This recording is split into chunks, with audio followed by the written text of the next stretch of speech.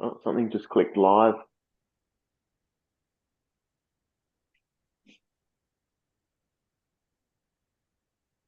Looks like it could be here.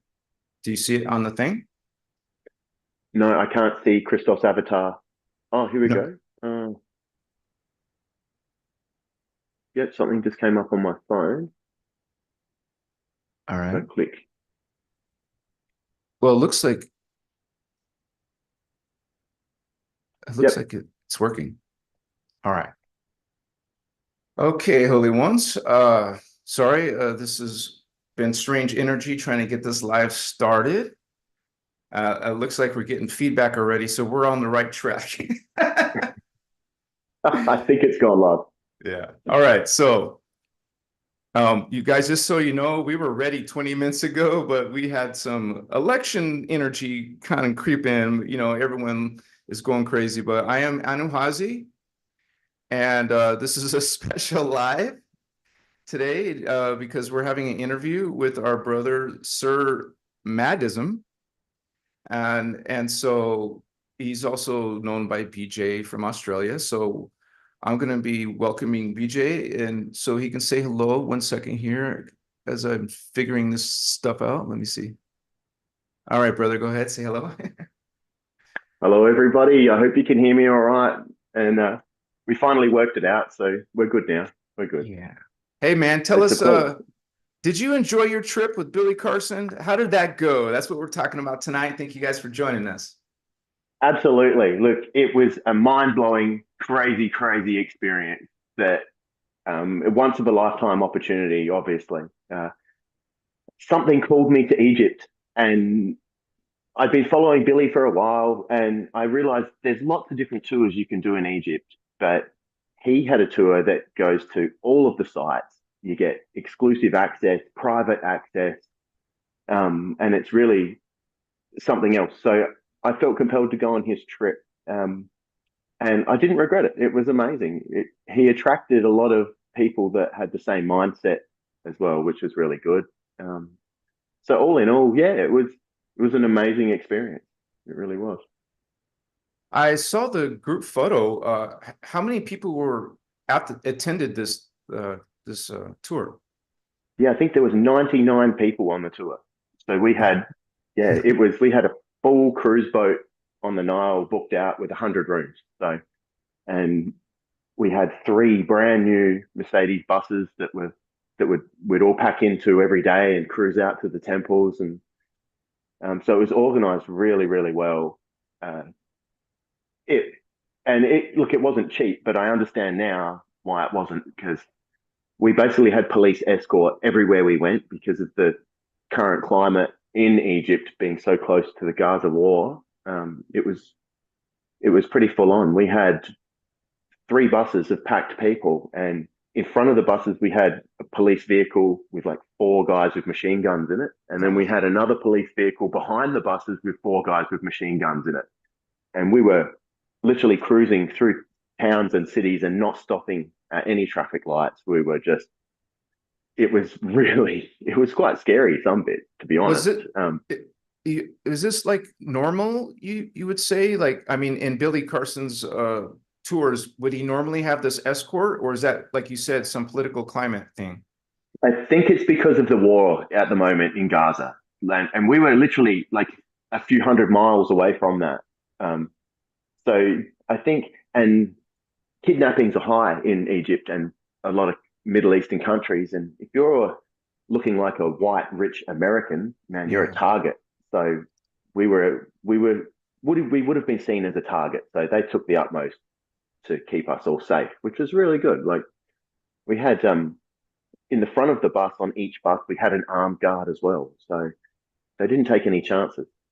So is it only one type of you would say tour that he does? Are they all luxurious like that? Like Mercedes Yeah.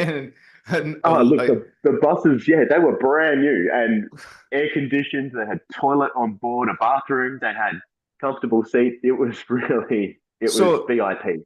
there was no hotel, it was all inside the boat. We did 2 nights in Cairo Oh, in okay. five-star hotels. and then we did 9 nights on a 5-star cruise on the Nile. So basically, and then we did another 2 nights back in Cairo at the end.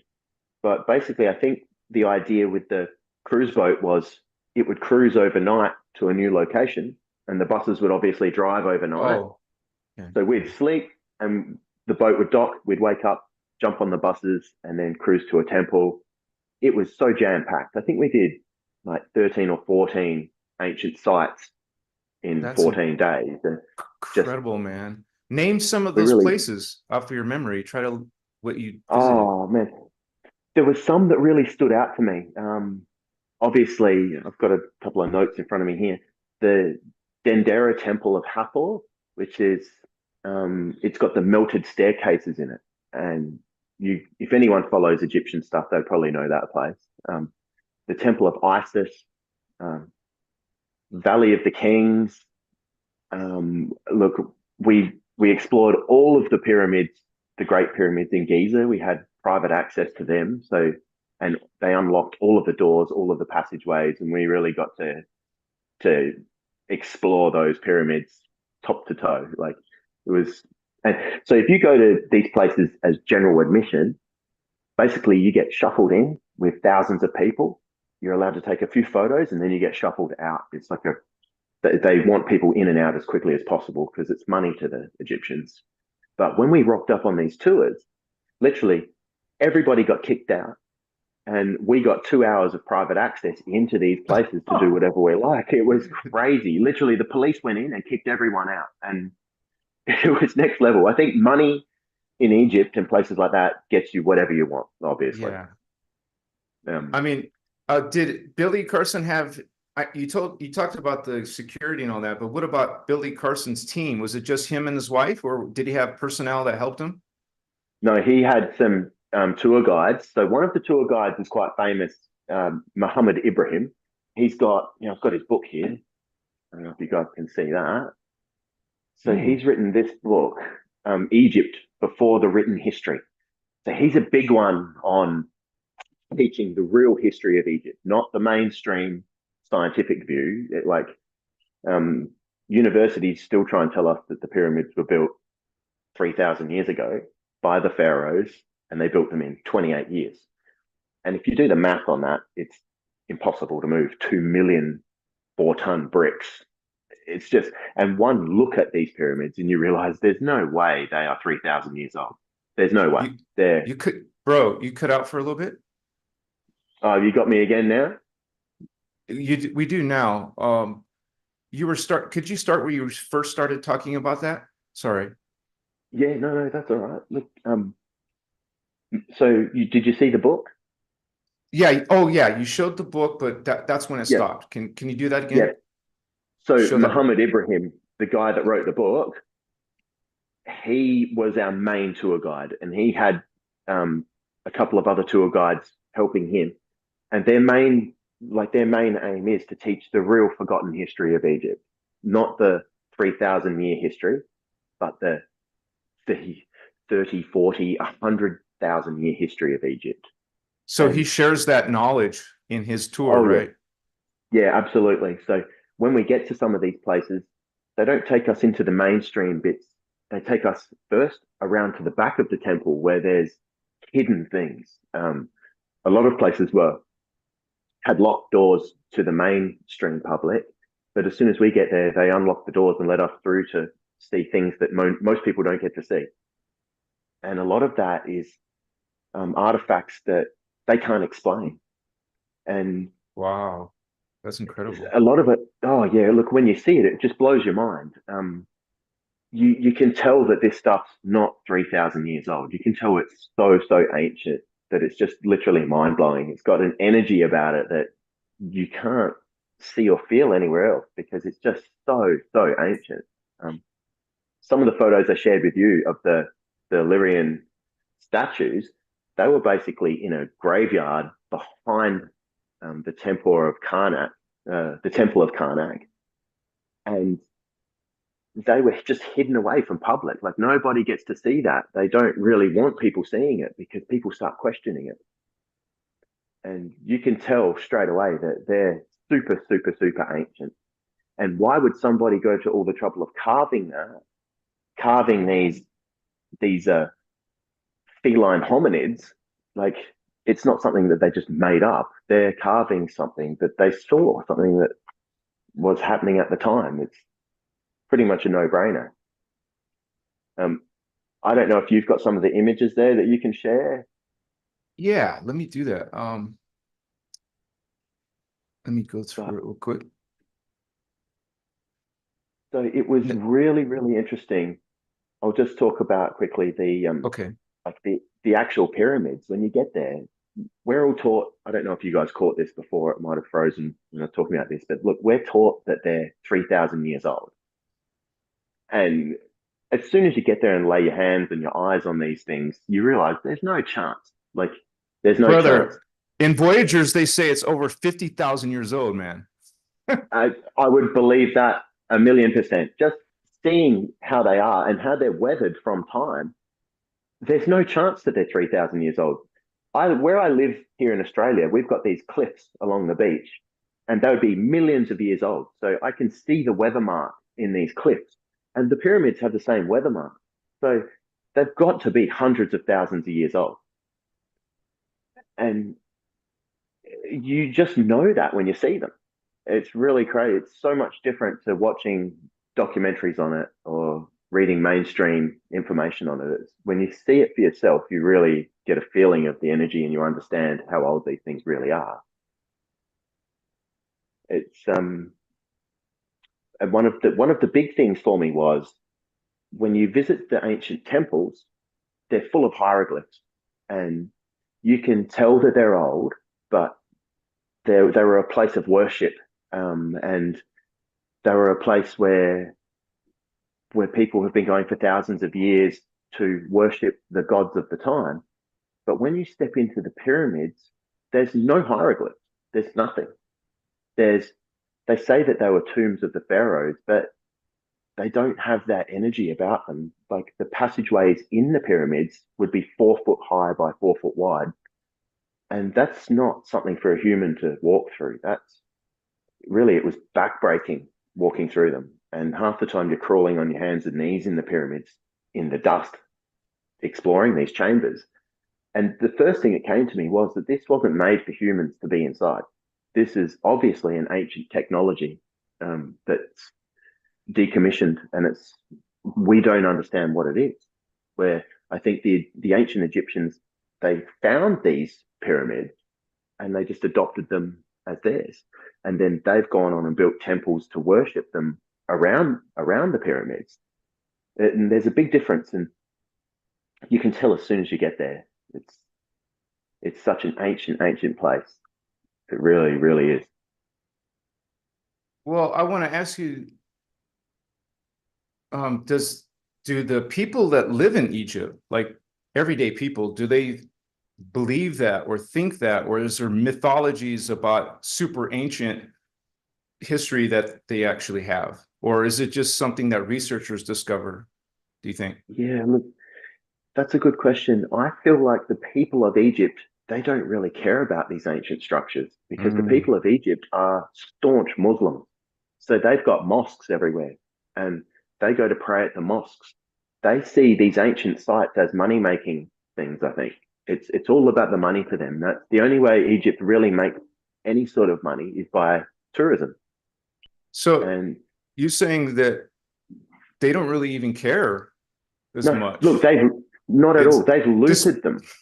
just people in the other parts of the world admire Egypt, not the Yep, Egyptians yep. generally. Okay. Yep, the Interesting. Egyptians don't go near them. Yeah, look, the Egyptians, when they accidentally dig something up, like an old tomb or whatever, they loot it. They steal all the bits and then sell it all on the black market. It's all about money to them. Um, and I think that the Muslim faith has them so indoctrinated into this low vibrational, negative lifestyle. It's quite overwhelming when you're there.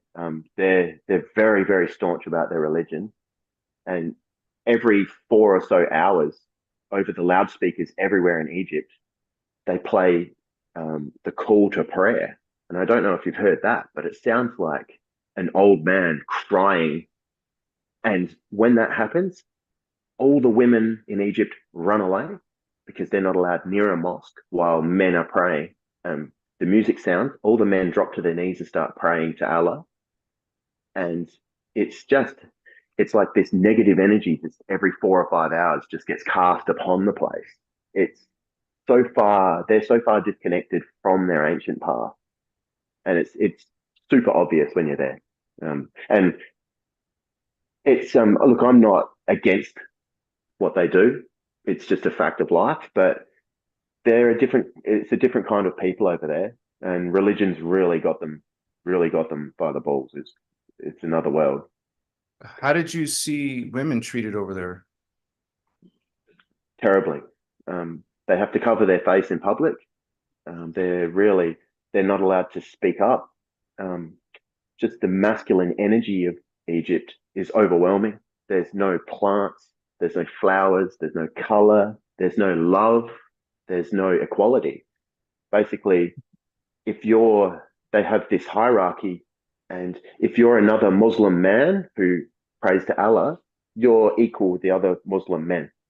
If you're a man like us who doesn't pray to Allah, we're down here. And then if you're any woman, you're down here. And then if you're a dog or a child, you're down here. And that's their way of life. They have little to no respect for nature. The Nile River is this beautiful heart, like a vein of Egypt, and they just dump their rubbish in it. Literally, trucks dump their rubbish. There's no bins, or no, there's no trash cans. Bins in Australia, trash cans for you. There's no trash cans. Everybody no respect. Throws their no respect. No respect. There's the masculine energy of the place is overwhelming. It's really incredible. Coming from Australia, there was women on the tour. Did they kind of felt some of that? Oh, absolutely. Bit? Yeah. Look, I noticed it. Even talking to our guides, bless them, like they were really, really nice, our Egyptian guides, but they were Muslim. They grew up in Egypt.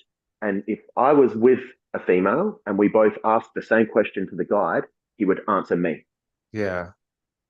And it was just in them. Like they were being nice to all the women because they were getting paid, obviously. But it's a money thing. Yeah. It's all a money thing. It really is. Egypt's a scary place. To be completely honest, it's a scary place. It's not somewhere I'd travel just alone. I was glad that we were on a tour and we had security and we had our whole tour planned out. We didn't really have any spare days to just go and explore. We were busy. Yeah, we were busy. Even with 12 full days. Yeah, it was just go, go, go. So the very first morning of the tour, alarms went off at 4 a.m. We got out, jumped on the bus, and went straight to the Sphinx for sunup. Wow! So we were 4 there. o'clock. We were there. Yeah, man, we were there before any of the crowd. It was basically a private tour for the sun coming up. And if you're a general admission and you go to the Sphinx, you get to stand on a viewing platform, which is a couple of 100 yards away, and take photos. And yeah, it's all good. But we got to actually enter the Sphinx enclosure hands on, and we got to touch it and feel it, walk around it, and examine it really up close. And when the tour got there, everybody went straight to the paws of the Sphinx because they call it a dream stela sits between the paws of the Sphinx, and that's been understand for thousands and thousands of years. It was really only uncovered in the last couple of 100 years. So the whole tour sort of went to the paws, and I took the opportunity to just go by myself, walk off around the Sphinx and really examine it up close and have a look. And I'd always heard about a secret passageway that was underneath the rear left leg of the Sphinx. And funnily enough, I walked straight up there. There's a wooden crate leaning against the Sphinx. And I just moved it. And there's a passageway under the Sphinx. That's their security. Look, the security, they were watching us. I couldn't go down it. But no, I mean, they let me have a look. Yeah. The crate was like this big security block. Pretty much. But look, because nobody can get that close, the crate does a job. It just covers up the hole. But because we got to get close, I got to move it and have a look. Yeah, man. There's something like this is undocumented, really. It's not in any mainstream teachings, but I could see that there's a big tunnel under the Sphinx, and nobody talks about it. It's Well, the Guardians, they talk about there being the entrance to inner yeah, Earth under the Sphinx, and yeah. and underneath the Great Pyramid of Giza is the Stargate, man. I'm wondering if you felt any type of energies while you're out there, by the way. Whoa, look, I could talk forever about the energies of the place. I'm sure. Yeah, I'm an empath, and I feel the energy, and I'm very, very open to the energies of places and people and situations. And I can tell you right now, the energy of the Sphinx was pretty intense. That was super, super ancient. And just one look at the walls of the Sphinx, and you can tell that this thing is so old. It's got weather marks on it that would have taken hundreds of thousands of years to appear. Um, and one look at the Sphinx, you can tell too that the body's huge and the head's really small. And for thousands of years, the body was covered under sand. So to me, the pharaohs have recarved the head into a human head. And something was telling me that originally the Sphinx was a lion. It was definitely a Once feline. again, that's what they say. The Yep, Guardians say that. yep. Because you just look at it and the head's way out of proportion. And Yeah. if you So compare something that was to cut other, away. definitely, definitely, it would have been a big lion's head, and they've carved Right. it to a human's head. And But if you look that's a around Egypt, sorry, we've got a lag. I was just saying it's a controversy. People have different Yeah, opinions about it, but I'm just talking about from the Guardian's point of view. There was a lion's head. Okay, so people can yeah, disagree. yeah, absolutely. I could confirm that just by seeing it and feeling the energy of it. Mhm. And if you look around Egypt, when they carve things perfectly. Nothing's out of shape. There's no small heads on big statues. That's just crazy. They carve things so perfectly. So looking at the Sphinx, why isn't that perfect? Why is it different? Yeah. It's and funny you ask about the energy, right? So when I was visiting some of these temples, ancient temples, so I'll use the Temple of Hathor in Dendera as an example.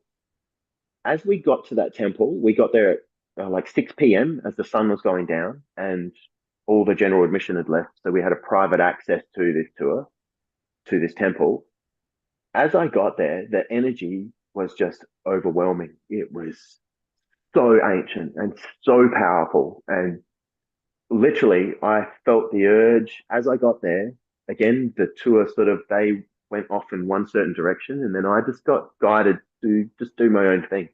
Mhm. So I've walked off into the temple, and without sounding weak, I was just bawling. Like the energy was so strong and so powerful, it just overcame me with I don't even know what to say. Like I've never felt this. And so I walked around in the temple just observing the hieroglyphs, looking at the statues, and I found the melted staircase, and I sort of made my way up this staircase up to the top of this temple. And I found this room where the gate was unlocked and open. So I've gone into this room and just I was overcome by the energy of it was unreal. And I felt the urge to just really take the time before anyone else had got up there to just sit there and do some meditation.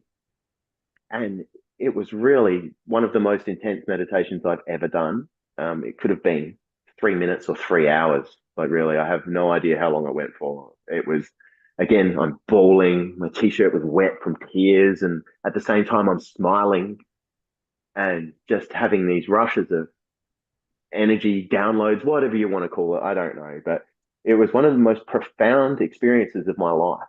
And I'll never, ever forget that. Right. So, and again, another day we went to the Temple of Isis.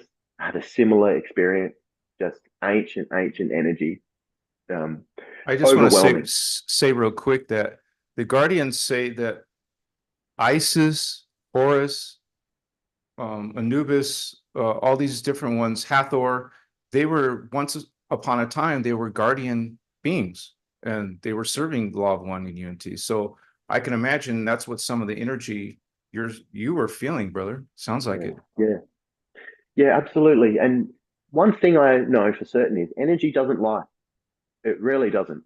And if you're in tune to that energy, you can really pick up on that and feel it on a deeper level. So every cell in my body was resonating with a lot of this. And I'm still unpacking what I experienced and what happened there. It was just there's really no words in the English language for what I experienced and what happened. But the Temple of Isis again, that was an amazing, amazing place, full of energy. Um, really overwhelming. Then we went to the Valley of the Kings, which aren't sacred temples; they're burial sites for the pharaohs. So they're not as old as these temples, and they're certainly not as old as the pyramids. And I'll just say now, the pyramids are not burial sites for the pharaohs. That's all. Yeah.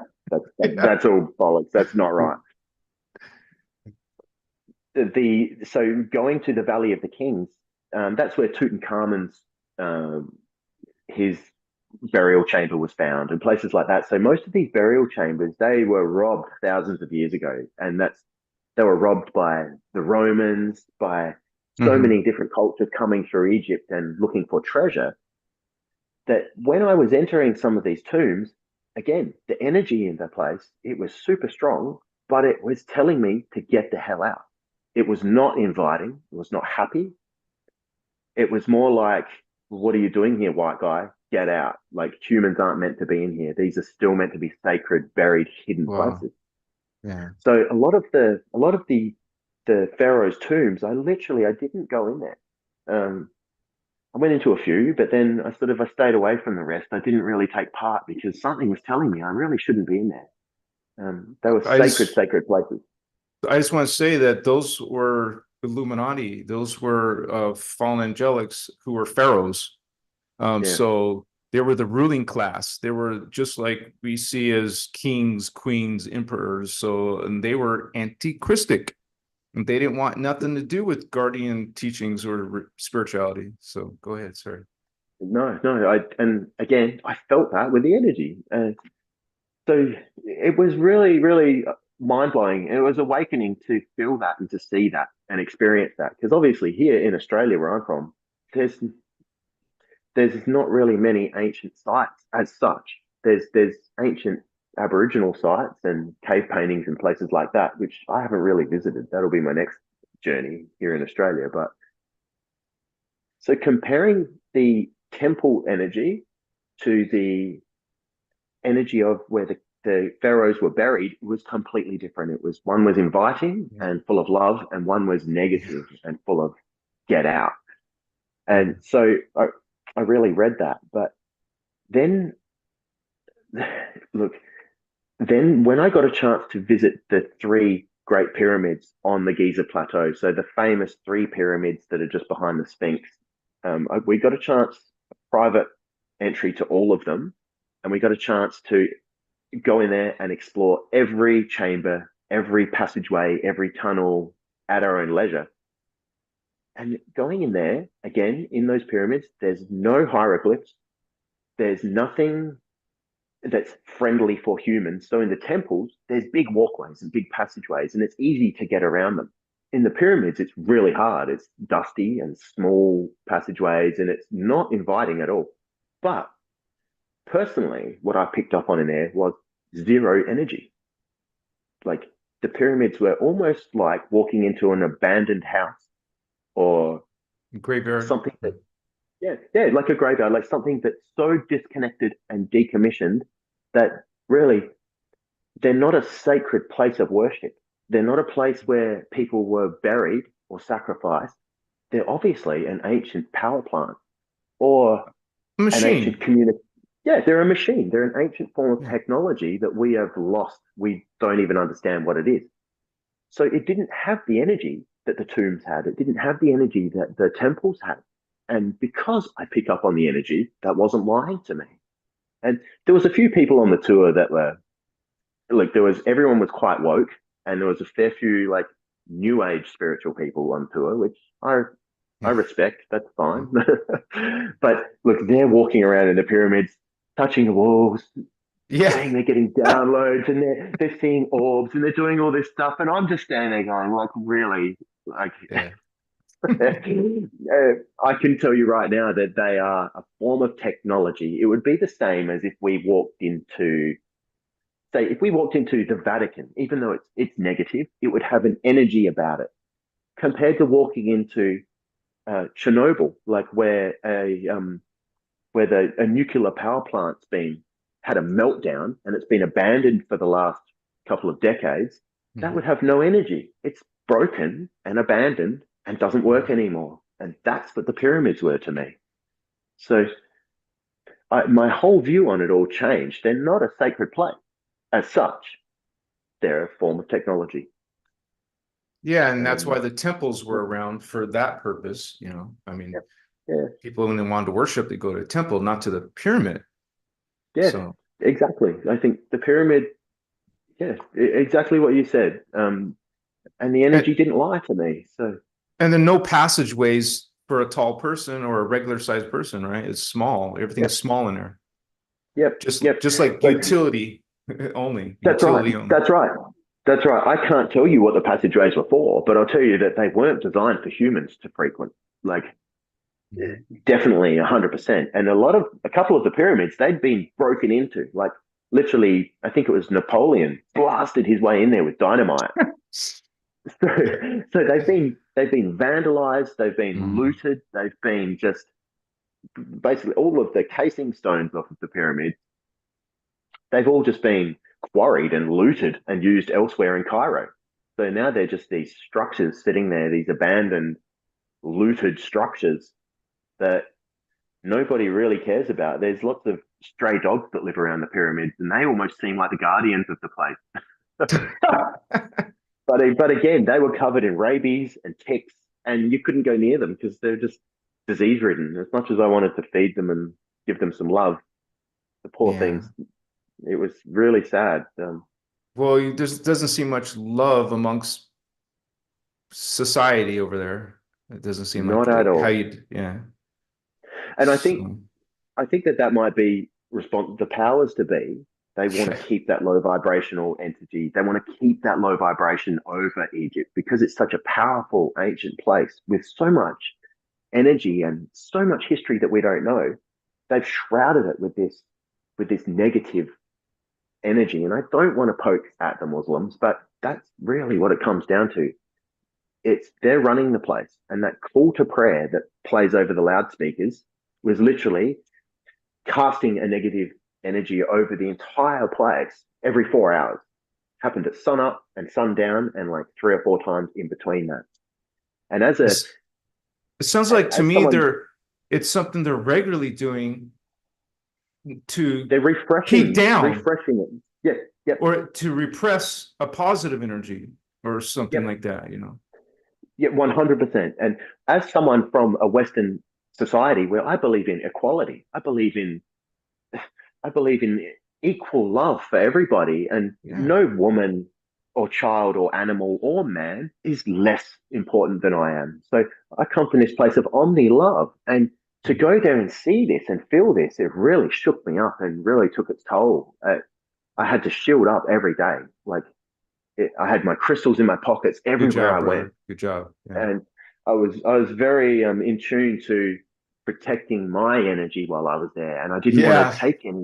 I didn't want I anything to warned latch onto me. Yeah. I warned you before you left. Remember? I said, make sure you take care of your energies Oh while you're yeah. there. Oh yeah. And thank you for that because I really did. Look, here's my crystal here. I had these All rose right. quartz love hearts that literally I took this everywhere with me in my pocket, and I had my crystals on my arms, my crystal around my neck, and I do a Yeah. short meditation every morning to just refresh my energy and refresh my That's cool. aura and my protection.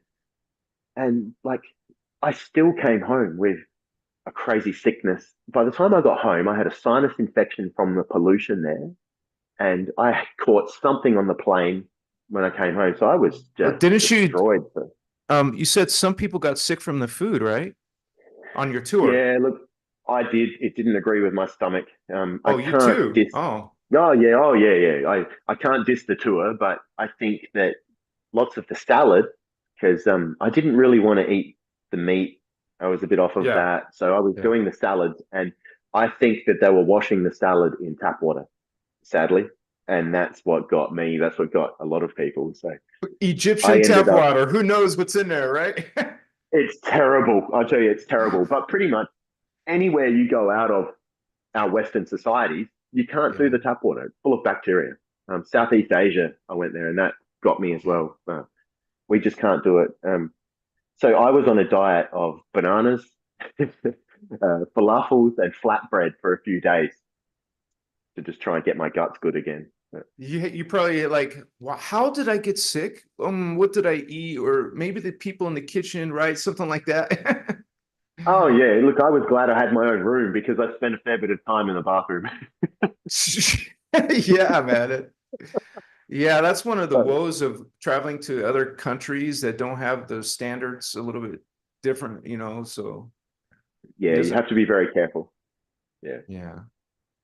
I want to Um, ask a little bit about Billy Carson. What kind of person is he? What's his attitude and his energy like? And maybe a little bit of about his wife as well. Elizabeth, right? yeah, That's her name. yeah, Elizabeth. Yeah, definitely. Look, um, I've been following them for a few years. Um, since my awakening many years ago, I've been trying to research what happened and just new information. And Billy was one of the first sort of people that I found that was able to give me new information, and sort of I resonated with him. So I go on this rule where I'll research everything, every religion, every ancient text, every theory, and I'll listen to it all, I'll read it all, and I'll just take what resonates and I leave the rest. So I pick what I resonate with and what suits me. And Billy had a fair bit that I was resonating with. Um, Deep down, he's a really good guy. He's anti-religion. He definitely understands that God is source. We shouldn't be praying to a God. We should be we should understand that we are from source and we are God. So he's big on that. He understands Christ consciousness. He understands that Yeshua is not who the Bible and religion claim him to be. He speaks very highly of Yeshua, that he was teaching Christ consciousness, and he understands that Yeshua went to Egypt to learn the mysteries and went to Tibet to learn Gong Chi and all these different things. So Billy's really in tune with that. And I commend him for that. And he's spreading a really good word, and he's got a million followers. So he is actually raising the vibration of the planet. And I'll give him that Yeah, 100%. Um, yeah, he's not as spiritual as a lot of people because he's quite scientifical. He wants proof. So he wants to read ancient tablets and then translate them. So he's gone as far back as he can with ancient tablets and texts. And yeah. It takes you only yeah, so far. that's right. It takes you basically, it goes back to the Sumerian and the Sumerian kings list, which all began 400,000 years ago. And so he can't see post that, Yeah, previous to that. Yeah, yeah, which really he blocks a lot of information for him. But essentially, I rate Billy Carson highly. He's a good guy with good intentions. Um, his books, look, I've read all his books as well, and they're really good. Ultimately, he's trying to raise the vibration of humanity, and he wants people to discard these invisible borders that we fight over, and the invisible sky daddies that tell us to go to war with another faction because, like, he preaches that that's just crap. Why does anybody listen to that? And we are God. We are source. We should all be equal. We should all love everybody unconditionally. And if that's his mission, look, I'm good with that. But Oh, it's his. Yeah, sorry, go on. I was going to say, didn't you say, you made a comment to me earlier that his wife is a little bit more woke than him, like in a spiritual sense, as in energies and all that, right? Yeah, look, I would say she's a lot more, say, woo woo, to put it nicely. Elizabeth is very in tune with her energy. She's very, she understands her feminine energy and her masculine energy and how she can balance the two. I'm, I don't want to speak too deeply about, but I know that Elizabeth has probably experienced plant medicine, which also opens your mind on another level. Mhm. And I know that Billy probably hasn't experienced plant medicine. He's more scientific, but he's also got a very he had a very hard upbringing where drugs and alcohol were prevalent in his circle, and it really he watched that destroy a lot of people and a lot of homes. And so I think he doesn't really speak highly of plant medicine, but Yeah. he's a big meditator. So he meditates daily, and he understands putting up shields and all that sort of thing. But where I think Elizabeth and Billy, they're sort of a great couple because they balance each other out. Um, Mhm. Singularly, they weren't as powerful, but they've come together and they're actually quite powerful. They're spreading a good message. So I can't speak badly about them, to be honest. And after meeting them, they're actually friends now. I'd call them friends. They're good people. The whole reason I was called to go on their tour mainly was because of the access that he gets to all these places. It's unparalleled. Nobody else gets that. And Yeah. it all So, paid off. I realize now why I was there and why I did it. And yeah, it was great. It was great. um, yeah, I'll show some of your photos. I just want to ask you, w- I guess you caught a whole bunch of photos and videos while you were there, right? And I guess, is there like an official, like, did Billy Carson put on his site a bunch of photos and videos, or He does didn't it? advertise too much. He sort of leaves it for us to experience on the tour. And then he just advertised his next tour. So if you want to come and experience this, you have to jump on the tour. So, and I get Yeah. it. It's a business. That's fine. And I understand where he's at and what game he plays now. So, which is fine. But I saw you posted one of my photos just before, um, just just before. It was the one with the hieroglyphics with the spaceship. Oh no, that's a different one. So that's a so I walked around the temples after a couple of temples. You see all the same hieroglyphs, you see all the same gods, and there's me and Billy. So that's in front of the seven stargates at Karnak Temple, and that's a super sacred place. So we learned a lot about stargates as well while we were there, and that was thanks Wow. to Muhammad Ibrahim. He spoke about them. I didn't really understand what they were and how they worked. I'll pause on that one for a minute. I don't know how much lag we've got. Okay. That is blue lotus flowers and mushrooms. So Wow, the Egyptians know what's up. yeah, 100%. So this again, this doesn't get spoken about in mainstream. This was in the back of a temple, and I was like, hold on, that's mushrooms. Look at that. So blue lotus flower and mushrooms, we all know that they're psychedelic substances. We all know this, but they won't talk about it. So I literally walked around the temples after I'd seen everything. I went on my own mission to find use of psychedelic, anything Lyrian or feline, and anything reptilian or serpent.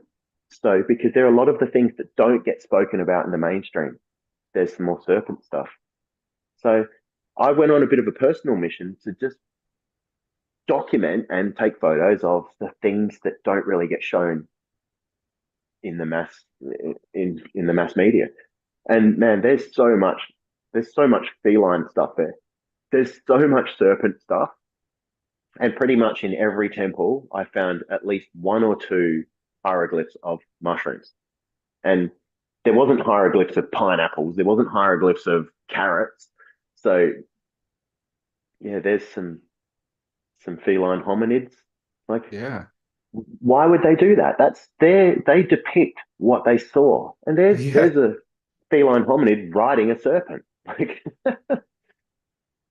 to me, there's so much that we don't know, and there's so much unanswered questions that I've got. Really, Look at that one. like yeah, more feline hominids. That was a feline feminine hominid. Like with the sun on top of their head, which also meant something. So, Oh, I think it and means they're divine. So this is probably a goddess like Mafdet or uh, something.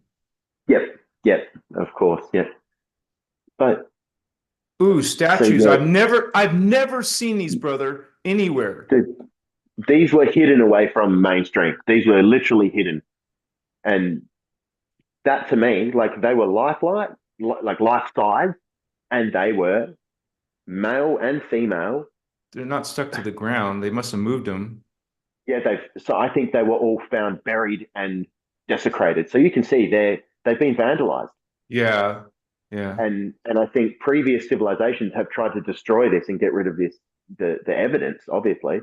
And then the new Egyptian authorities have dug them up and put them all there.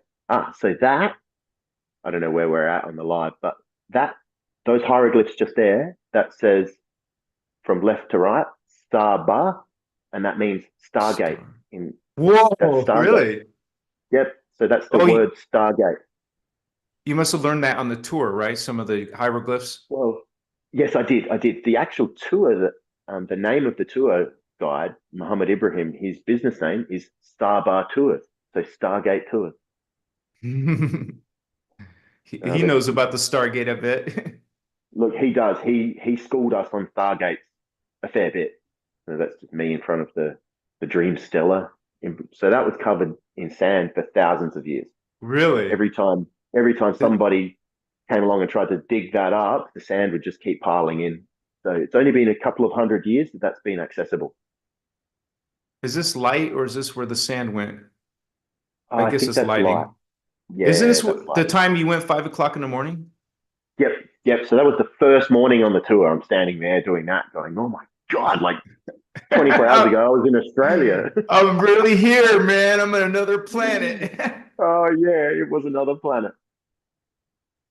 I think there was Yeah, they some have more amazing architecture, man. And hieroglyphs. amazing, and they're just carved so perfectly. Like, and the time that it would have taken. So there we go. There's one there. Look at this one. This man, you won't see this anywhere.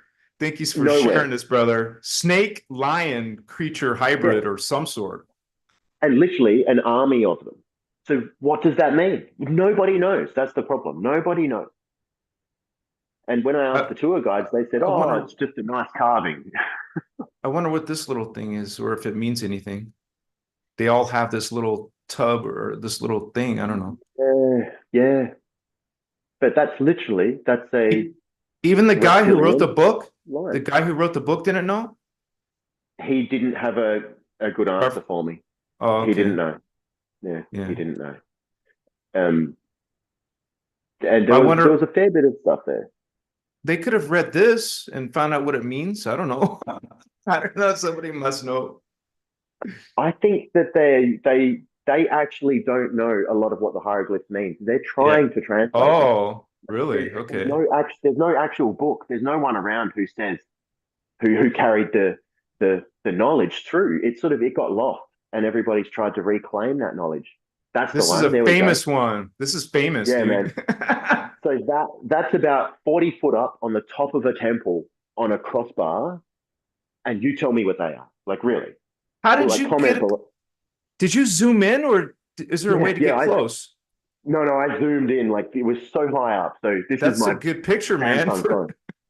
Oh, I Yeah. think you show it But in the next photo. It's way up high. Oh, it's the wrong one. Oh, but anyways. there's another mushroom. Oh yeah. But yeah, like they're everywhere. Go back to that other one, and you just get people to comment below. Like, what do you think that is? Like, that was carved more than 3,000 years ago, at least. Like, what are those things? That's to me. I know what that looks like. That's a Yeah. no-brainer to me. Like, how can that be explained? And again, like mainstream, they don't even want to talk about it. That's a good one there. More felines. Yep. But almost like an army of them. I literally took that photo thinking of you. Like, oh my God, I Well, can't wait to show Anuhazi this. is this weapons? Maybe it is an army Yeah. or something they're Is holding. it? Yeah. I don't. But that's undeniably that Oh is yeah, feline. It is. obviously a Yeah. feline. Look at them. And plus, you know, the Sphinx creature is feline, plus they worship Yep. feline goddesses and gods or whatever. Yep. And one thing I did notice throughout, there's another one. Like I was in awe Wow. of that. I can't believe that. And again, I think that that was carved from diorite, which is like the hardest black stone imaginable. And apparently, what Really? they carved that with Bronze Age tools, like that's impossible. The finish And, on that was almost and diamond. this is hiding from regular mainstream tours, Yep, I think right? that was recently dug up. Yeah, yep, Wow. yep. And that's not where the general population can go and see it. More And that was snake that, energy. yeah, that was a common theme above most doorways. Had that serpent with wings and the Oh. sun in the middle. Yeah, so that Oh, meant there. I didn't something. see that part. Okay, yeah, the wing thing. Yeah. Yeah, yeah. So that was a common theme above lots of ceilings and lots of roofs and doorways. There's that one you Yeah, were so talking that about. again, like that blew my mind. Like, that literally blew my mind. And I think the mainstream theory is, oh, that's been recarved. And like, Oh, look at that. Like, tell me that has not been recarved. that's the only thing in their brain they can think of. Oh, it must have Yeah, been some looters kind of yeah, confuse everyone and make these. yeah. They have no, like, they have no explanation for it, so they just try and blow it off. Yeah, it's not in their paradigm. No, more of those statues. Yeah. They were amazing, and you could see that the faces had been like chipped away. So Kind someone of had like tried to, kind of yeah, like the Sphinx. Someone didn't yep, like this and they got to yep, destroy it somehow.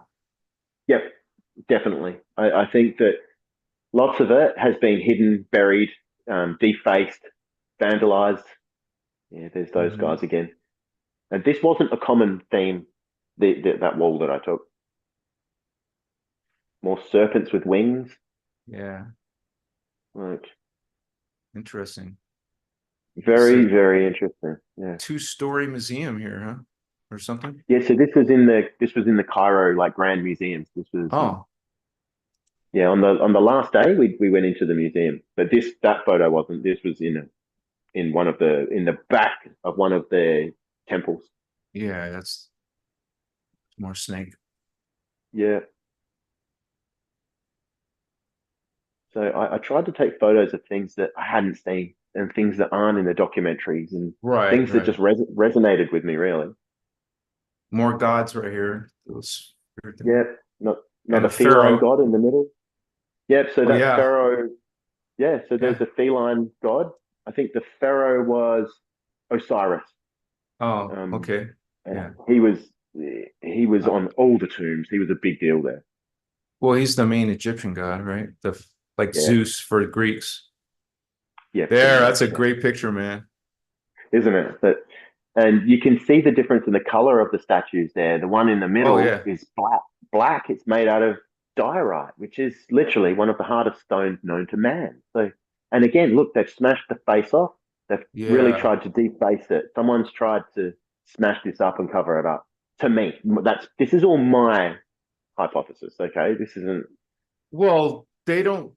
Maybe they're trying to hide the ET factor or something like that because they're like, what is these? This doesn't make sense. Yeah, These are demons. These are creatures yeah. of some darkness. I don't know.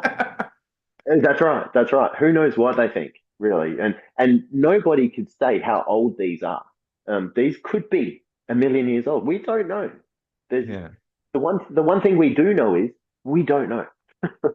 I found that Well, amazing. there was three human seating, so Yep. Yep. Yep. there's that thing again. I'm wondering what that. I gotta do some research on what might mean. Yeah, that crown, apparently, there's two different types of crowns, and one was for the north of Egypt and one was for the south of Egypt. And so that serpent is in one of those bowls again that you saw and wearing either the northern crown or the southern crown, which means it's a big deal. You don't just put a crown like that on nothing. You know what I Yeah. mean? Like Yeah. so many things were unanswered, really. I had so many questions and the time just flew by. And The I'm 12 still, days. like I said, oh yeah, I'm still Like, comprehending and unpacking everything. Yeah, it was oh crazy. yeah. Well, that's what I mean. I went to Peru, and when I came back, it took time to digest and process, and Yeah. for me to go through some realizations. I'm sure you're doing that, you know. Oh, So, big time. Oh, I think I'll be unpacking this for a long time, to be yeah. honest. Did you come But back look, with souvenirs? not really. It's Yeah. hard to go shopping there. There's Oh, lots of okay. street vendors, but they're extremely vicious. Like they just come at you, just trying to Like sell you things. jackals, yeah. Yeah. Oh yeah, and it's so overwhelming. I was just every time they came at me, I was like $0, $0. Like nah, No money, sorry. Okay. yeah, No no money. money, Okay. no Get out money. of here. Because literally, they hand you something and then they won't take it back. They make you pay for it. Like You dropped it. No, you grabbed it. You buy it. yeah, so pretty much I would put it back down on the ground and just say no, no money, no money. Like all the souvenirs I got are photos and memories, and just being there was the biggest souvenir of my life. Like really, I want to and ask I you, suggest that. Yes, did you get the chance to talk to Billy Carson like personally, or any time of yeah, conversations with him or Elizabeth? yeah, I did. I had good one-on-one time with both of them multiple times. I got Billy to sign my books, obviously, and I took them a Wow. present. I took them a present as well. Here's a copy here. I took them, so the guide of Egypt. I gave him this. This is Oh, you planned ahead. yeah, absolutely. So this is a book about the rainbow serpent, which is what the Australian Aborigines claimed created them and created the mountains and the rivers. So the rainbow serpent, if you think about every ancient culture, they have their own version of a rainbow serpent. Like the Mm. Mayans had Quetzalcoatl, which was the feathered rainbow serpent. They've all got a version of this. So I took this for Billy and for Muhammad. But yeah, I got some good one-on-one time with Billy. I got to ask him a lot of questions. Um, he's a good guy. He did his best to answer everything he could. He spoke about. I actually asked Billy. I said, "Why does nobody smile in Egypt? Why is everybody so suppressed? Like literally, everybody there is just felt angry to me. That the way they talk to each other, they bark at each other in Arabic. There's no smiles. There's no love. There's no happiness. Nobody's happy What was except, his answer? well, the little children are the happy ones. So you see these little children waving and smiling, but then something happens and they become these unhappy, suppressed people. Yeah, wait And till they get be a young adult. It's going to kick in. The yeah, look, they culture. get in. It's the religion. Sadly, they get Mhm. indoctrinated into this staunch religion where they just get the happiness and the individuality beaten out of them, and they all wear the same clothes. There's no, as I said, there's no color. There's no feminine energy. That's what I put it down to. But Billy said it's this negativity that's cast upon the place every few hours. It just really it holds the vibration low, You and said four nobody times a can. day? 4 times a day? Oh, I think it's actually 5 times a day. To be honest, it's sun up, Wow. mid morning, lunchtime, mid afternoon, and then sundown. And the music, I could try and sing it to you, but it's embarrassing. It Well, sounds I think like we've all heard it. Yeah. yeah, it sounds like an old man crying out loud, and it's Yeah. played on loudspeakers around the whole place. And that Mhm. literally casts a negative energy over the whole place. And it's everybody's so suppressed. It's really, I felt sad. Like there's no wildlife. I'm a big wildlife person. Where I live in Australia, there's kangaroos and koalas. They're literally walking down my street. There's Did you see at birds least everywhere. camels, at least? Yeah, camels, but they're used as slaves. So the camels aren't wild. They're they're enslaved by camel riders Yeah, to you're right. get money at the pyramids from white people. So, come and ride the camels. That's what it Yeah. was. And these Yeah. poor camels, they stand in the sun all day and their rib cages are showing because they're obviously malnutrition. So, Yeah. same with the horses. So, there was basically camels and horses that were enslaved. And then there was stray dogs everywhere that were just, Yeah. that was disgusting. I'm a dog lover and these poor dogs were so in such a Yeah. bad way. And, but literally, there's no birds. there's no wildlife because it's all been killed and eaten. I don't know. It just doesn't exist. There's I don't think there's even any fish left in the Nile because it's so polluted. It Wow. was green water. It was disgusting. And I asked Billy, I said, why is this all happening? And he said, it's when it comes down to it, it's religion. They're all indoctrinated into this staunch religion. They're born into it, and then they identify as it, and they don't even know why, and they don't question it. They're just that's just them, and they born into it, and they die, and that's their life. Yeah. It's quite sad, actually. It's quite sad coming from this free, beautiful country where I live and you live, where we've got fresh air and we've got good produce and animals and equality. Being over there was stifling. It really hurt my heart deeply. It was Yeah. very stifling. And I don't want to sit here and give shit to Egypt, but Well, man, yeah, it we're was an just amazing talking. place. But that's There life. was some not so pleasant things about it as well. Yeah, well, that's you could say that about anywhere, I guess. I'm sure there's probably a few people tuning into this right now that were on the Egypt trip. There we Say go. hello in the comments if you are. Yep, I told a few people about it. Guys, don't get me wrong. I'm not giving shit to this trip. I'm just being authentic about it and Oh telling yeah, it of like it is. course. You're a good And guy, so yeah, look, and I suggest everybody go there and experience it. You what I experienced, you can't see on TV. You can't get from someone like me speaking about it. The only way is to go there and experience it and immerse yourself in it and really become part of it and see what it's like yourself. we have a couple questions. Do you mind from the Yeah, audience? yeah, absolutely, absolutely. What is your favorite of Billy Carson's books? Oh, I would have to say, look, I've got this one, the Emerald Tablets of Thoth. That's really good. Um, but again, I think it's just another version of the CDT plate and the Emerald Order teachings. Now that I've learnt those teachings, I understand where Thoth got his information from. But Well, this is they talk about that in detail that Toth was yeah, working with the Emerald Covenant before he switched and left and wrote his own material based on yeah. that. So Well, there you go. It makes perfect sense. And again, yeah, that's not a negative book. He's still they're teaching you that the power is within. Meditation is important. Like so many important things come from that book. Like it's really a good book. But this one,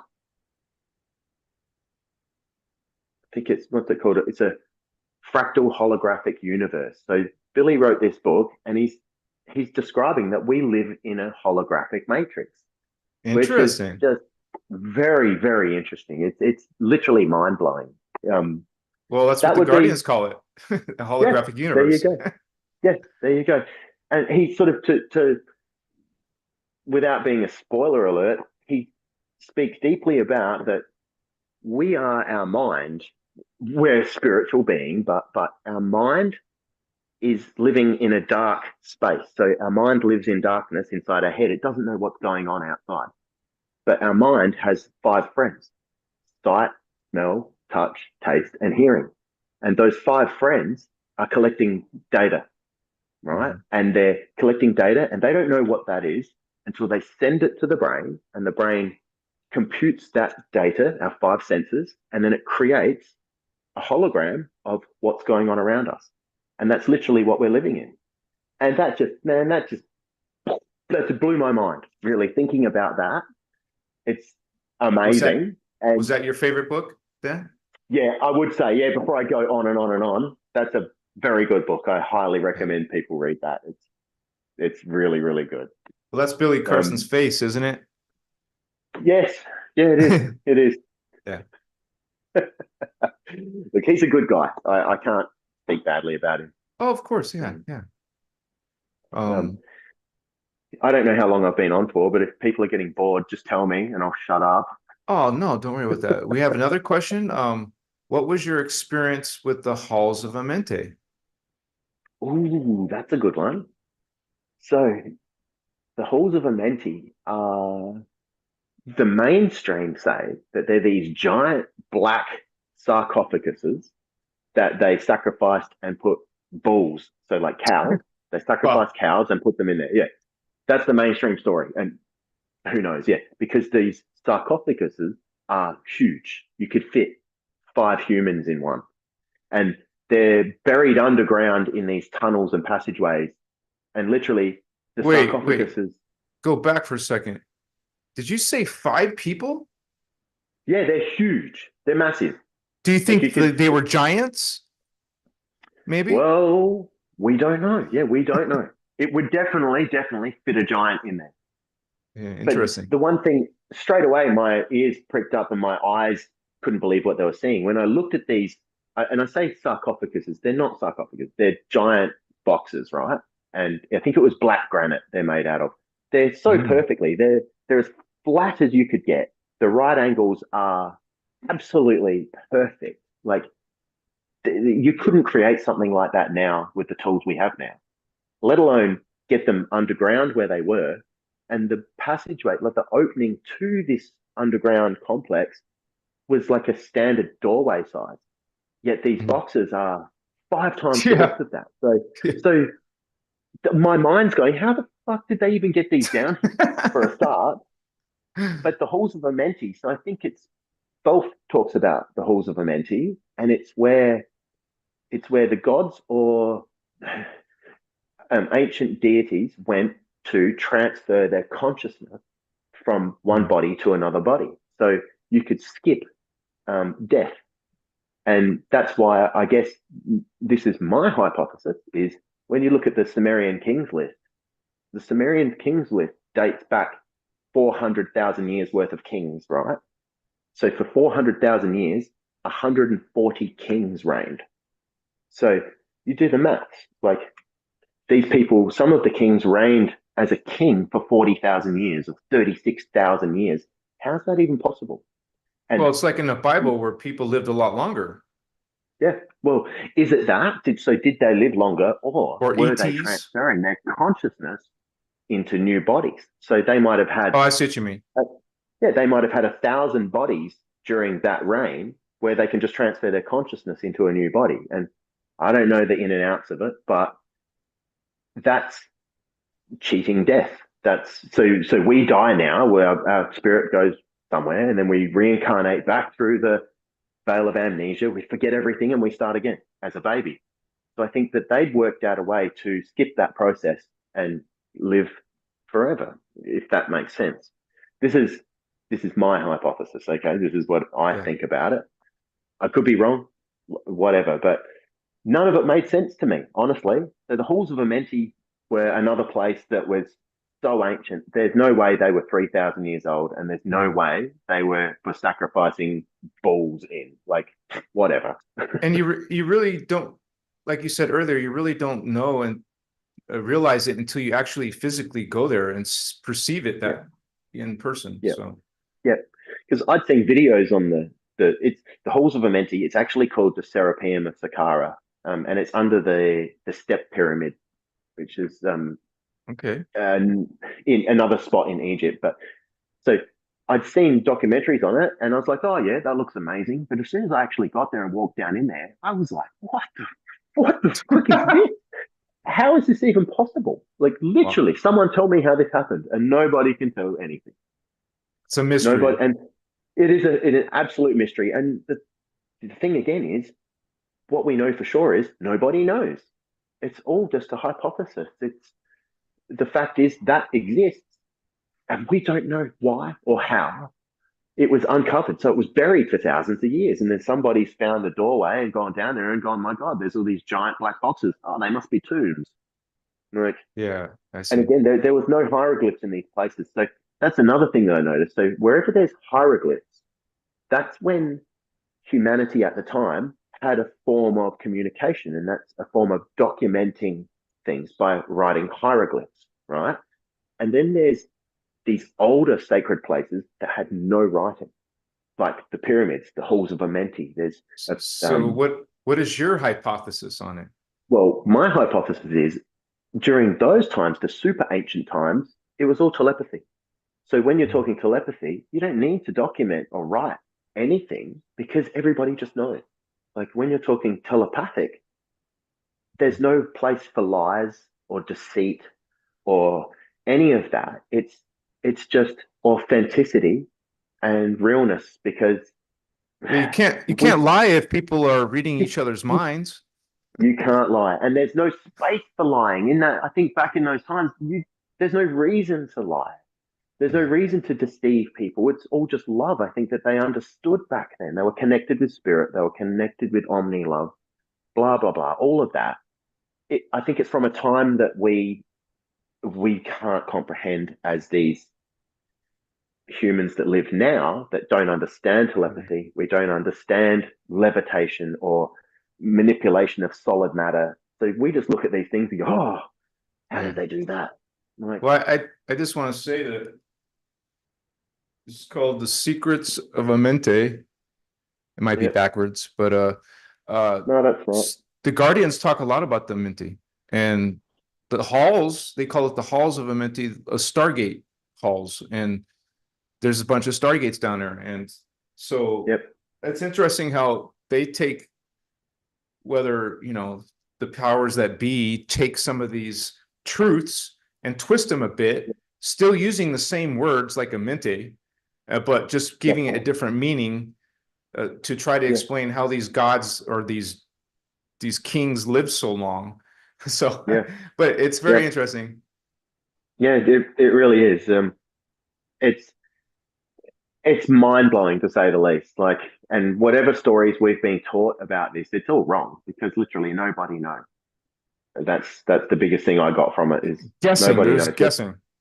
They're all guessing. We're just trying to make sense of Yeah. these artifacts that do exist, but we don't know how or why or when. And we try to put a date on it, but it's just you can't. Like you can't date you can't date a rock, a stone. Like it's a million years old, but so you can't say when that was carved into a box.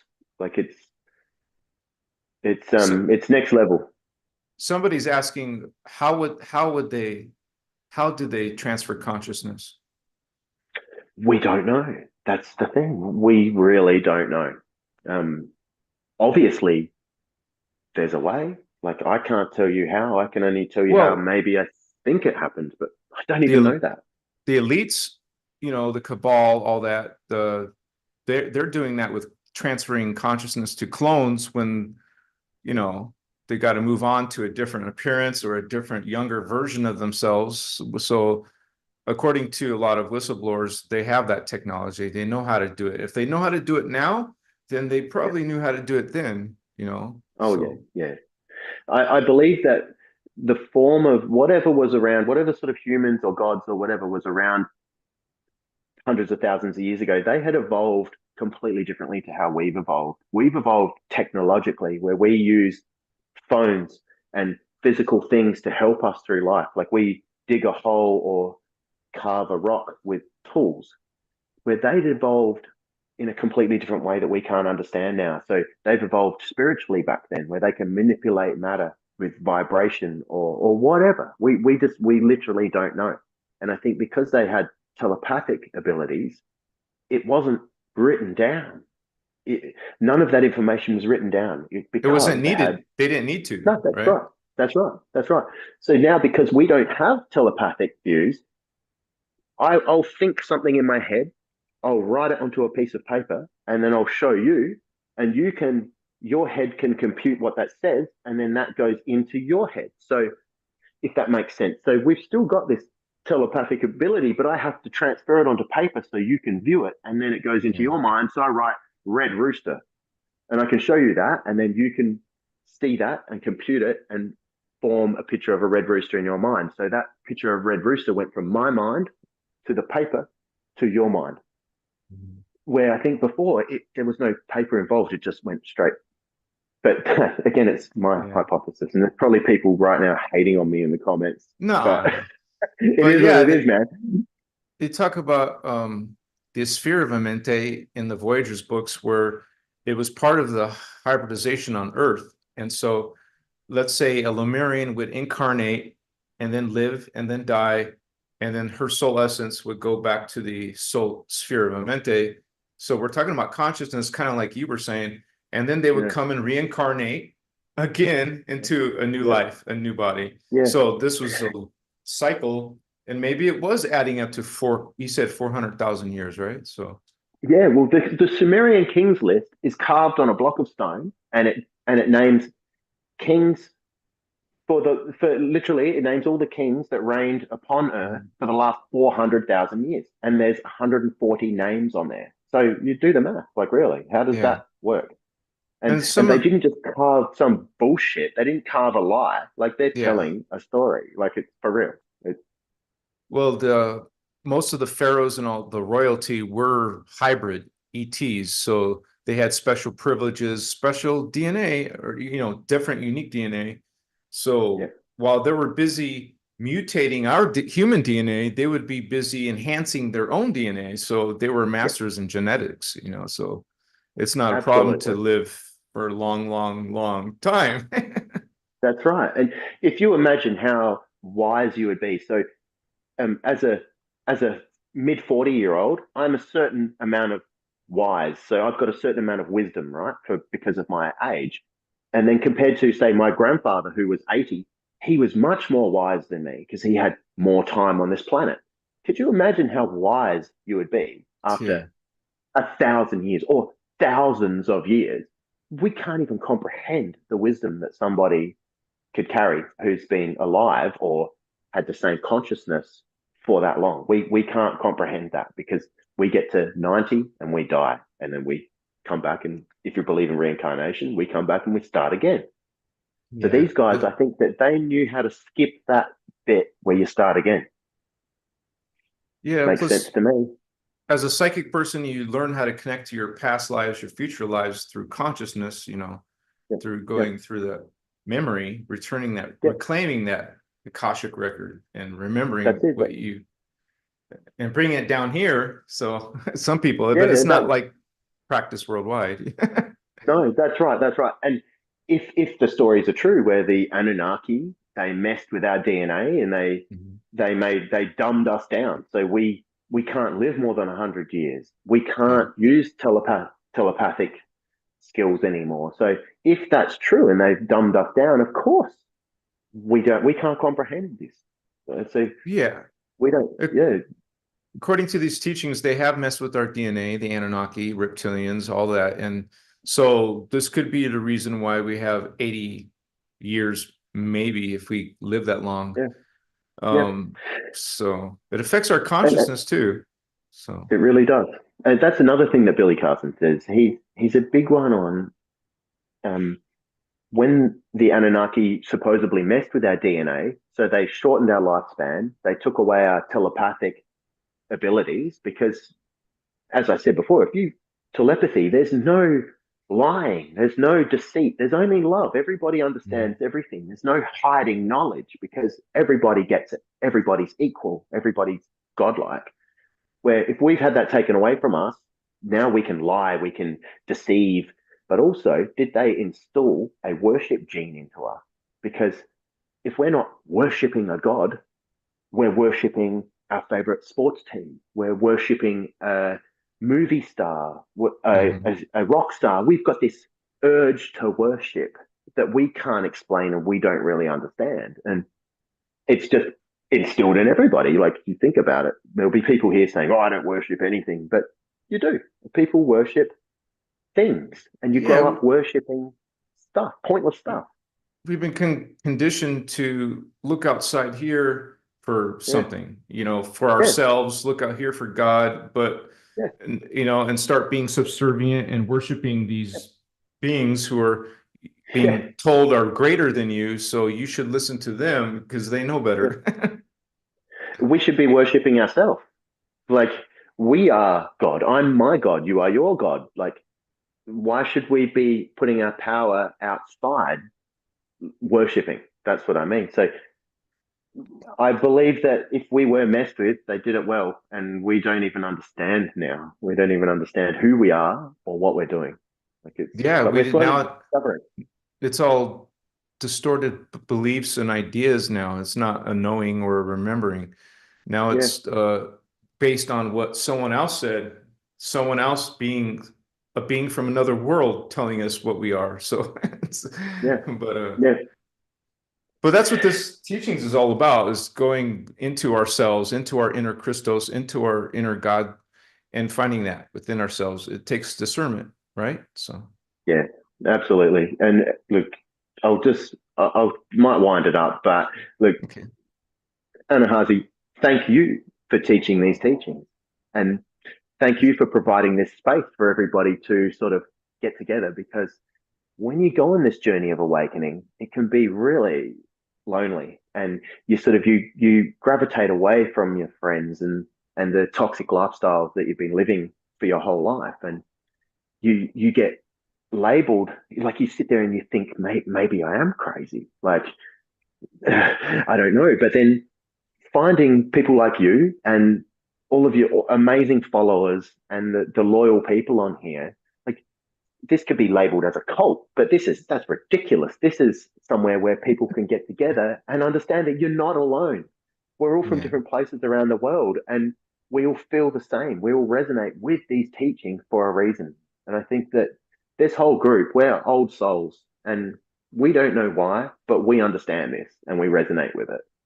And you've provided this place for us to all get together. And that, my friend, has really been a big part of this whole this whole awakening for me. Thank you so much. Yeah, brother. We're coming together. We're finding each other. We're standing in our belief, and we're trying to send that positive energy into the world instead of judgment. And Yep. we see the results of that. Like you felt it, literally felt the low vibration of that religion. It's just something that you just can't ignore, right? It's something you report and tell us. And actually, it's Yep. everything you shared, brother. Thank you so much, because it really gives us this is why I wanted to do this interview, because I knew we would all learn from it. Your experience is now shared with us. Now we could see things in a whole different light, including my attitude on Billy Carson. This is another reason why I want to do it. I wanted a sincere review, a sincere, point of view from actual experience that Mr. Madism experienced and shared with the people he cares about. And there's no hate on Billy. We Not love at all. Billy for what he's done to help, his frequency. And it just helped me personally understand that, oh, okay, he's talking about unity. He's talking about Yep. some of these historical things. And maybe we don't agree on that the Anunnaki didn't create us, or if they created us or not, but that's okay. We can peacefully get along, and I'm sure I'll have an interview with Billy someday, and I think that'd be great. Oh, that would be amazing to have him on, really. When I broke down Billy's teachings, and ultimately, he just wants the best for humanity. That's what he's all about. He wants people to step into their own power, stop looking outwards and obeying and worshipping, and Mhm. acknowledge that you are God, and acknowledge Christ consciousness, that you have freedom of choice in this life. It's something that we all have. We've been given choice. And that breaks down to simple things like we have choice over every moment in our life. So that means you can deal with depression and anxiety and anger and any of these low vibrational feelings. Once you harness free choice and the power over yourself, you can let go of all of that, because it's literally your choice how you feel inside at all times. And I think ultimately that's what Billy's preaching. And I really resonated with that. And I commend him for, he's got the followers and he's got the knowledge, and he shares that. He's And a I brilliant get guy. he really is. He's super smart, and he's really clever and really articulated about the way he goes about things. And man, he's got some haters, the poor guy. I tell you right now, he's Yeah. got a lot of people troll him full time. Like, he gets death threats and all sorts of things, and he doesn't. He's rich. Like, he doesn't have to be doing this. He Yeah. chooses to do this. So that's where I was like, oh, good on you, Billy. Like, you're here for the goodness of the planet ultimately, and that's why we're all here. That's why you're here. It's to raise the vibration. That's what we need to do. Well, anyone bringing forth truth is going to be attacked. So this is Yeah, why Billy's getting attacked, because people don't resonate with everything he says. But that's an issue on that person. Do yeah. you have a minute to answer the last question? Oh, absolutely. Yeah, yeah. Fire away. I've got all the time in the world for you guys. So someone would like you to talk about the Osiris shaft. Ah, that was probably one of the people who came on the tour, the Osiris Shah. Oh, maybe it was. Um, Maybe it is. yeah, yeah, yeah. Look, again, we don't really know. But this was a hole in the ground near the Great Pyramid, like a small hole. Basically, you had to crawl through, and then you Oh, went down. Yeah, you went down probably, trying to think in feet, say 30 or 40 feet, and there was a little plateau, and then you went down another, like they've installed ladders in this, obviously. And you went down another 60 feet, and you're right underneath the ground in the Giza plateau, like under the pyramids. And so there's this wasn't part of the mainstream tours either, or no was a it? small no a small group of us organized this outside of the tour. So Oh, yeah, okay. yeah, it's only they could only fit 15 of us down there at one time. So That's why it we're the, must be someone that was with you then who's asking this yeah. question, right? Probably, yeah, probably, because not many people actually know about this place. It's not a mainstream place. Like Yeah. the tour guide was in tears when he was taking us down there because he hadn't been down there in 5 years. So Oh, it's oh. it's really a really private access only, and you don't know about it unless you know what I Well, mean. So that's cool that you got to experience it then. yeah, and again, that was a crazy, crazy place full of energy. So apparently, the Osiris shaft is where um, let me get this right. I'll probably get nailed for this, but I think that the goddess Isis and the god Osiris's brother, I think apparently cut him up into pieces and sent them all over Egypt. So, Oh yeah, we know and that then, story. Yeah. yep. And so Isis gathered the parts back together and brought him back to life. So by taking him down into this sacred place, the Osiris tunnels, and again, there was big black granite or diorite boxes Oh, down there. Again, I don't know how they got them down there. These things probably weigh 100 tons, and they fit them through a hole big enough to crawl through, and they're huge. Um, and I swear, well, this is where apparently Isis brought her brother Osiris back to life down in this yeah, place, I see. and it was half flooded, so the bottom level you couldn't really get to. And then there was a middle level which had these chambers with big black tombs or boxes in there with lids on them that had been pushed aside. Yeah, that was something that I'll never forget as well. I'm glad someone brought that up because I forgot about that. You said This is you felt some crazy energies there, huh? oh yeah, yeah. That had a Positive or crazy. negative? Oh, Negative or it was positive? up and down. Yeah, it was up and Oh, down. It was a really up and down in there because it was underground and it was very humid. It was hard to breathe. Um, and we weren't really allowed to be taking videos down there. So oh. the the Egyptian antiquities people were down there saying, no, no videos, like telling us off. And we're like secretly videoing this and taking photos. And so You gotta go we were there under with a pressure. body camera so no one will Yeah, notice it. well, one of the people did. She had a had a Oh, GoPro attached, and they said, wow. "Turn that off." They were like, "Turn it off," and she went, "Okay," and didn't. So Yeah. I'm pretty sure Tanya, that's Tanya. She's probably listening now. It's good on you for getting that video Yeah. footage. But the group of people that went down there were really really cool people. It was Yeah. good to experience that with a bunch of like-minded souls. Well, it But sounds like I can't. this was all a Yeah, sorry. very wonderful spiritual experience for you, man. Yeah, it really was. It was mind-opening to say the least. Um, and because of my previous sort of awakening, I really took Mhm. on board a lot more. Like if you went there just as a closed-minded tourist, Yeah, yeah.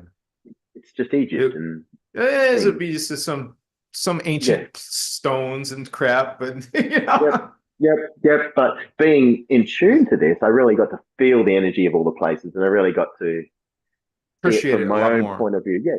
Yeah. And without a closed mind. So being able to look at it for what it is and really try and work out what is this and why is this, it left me with a lot of questions. It really, really did. Wow, man, And you've done very well. I think you should probably speak on make your own videos because you're very eloquent, and I don't think your accent is bad. So I think you would do fine, man. You should think about that. thanks, brother. Look, you're probably tuned into the accent now, so you can hear me, but I Oh, hope everyone else can understand. well, that's what subtitles are for. So, Yeah, exactly. Yeah, exactly. Yeah, look, I'm glad and I'm proud that you have me on, and I'm humbled to be a part of this. And thank you for letting me speak. I really appreciate it. yeah, thank you, brother. And I'm sure we'll do more Zooms together in one fashion or another. And thank you for being part of this family. And we're glad to have It's a you, pleasure. man. Much Yeah, respect look, to your. I think it's a this a pleasure, lot. guys. A lot of people are going to like this video, so we'll look forward to Yeah, the look, comments by tomorrow. You'll be able to see that. So hopefully the election crap doesn't overshadow everything. yeah, I know, right? How's the timing? So No, it's all good. yeah, I really appreciate it. It's just been a wonderful journey, and it's been so extra wonderful to discover you and your followers and all of this, and the yeah. Voyager books. I think, man, they should be. You should have to read them in school. Really, those books are so important. They've got so much Read information, them. and What did you say? people should have to read them in school. They should be Oh, in part of the school. school. Yeah. Yeah, it should be part of the curriculum to read them. Like they Yeah, were something else. it's pretty powerful stuff for some people to handle. Oh, it's overwhelming. I've had to read them twice to just Oh try yeah, and yeah, comprehend it. It's yeah. not an easy read, but yeah, It's that's mostly good. star seeds and indigos who resonate. But yeah, I'll try to Yeah, give it to my Christian mom. Maybe she'll open her mind. yeah. Good luck with that. Yeah. All right, brother. Thank you for joining us. I hope you have a beautiful day there in Australia, and we'll see you again soon and talk to you and get more feedback about this. I'm sure we will soon. So, Yeah, excellent. Thank you so much, Anahazi, and thank all you right, brother. everybody for listening. And I appreciate all of you guys. Omni love, Omni love. Omni love you guys. Bless all of you. Thank you, and we'll see you again soon. Peace. Namaste. Aho.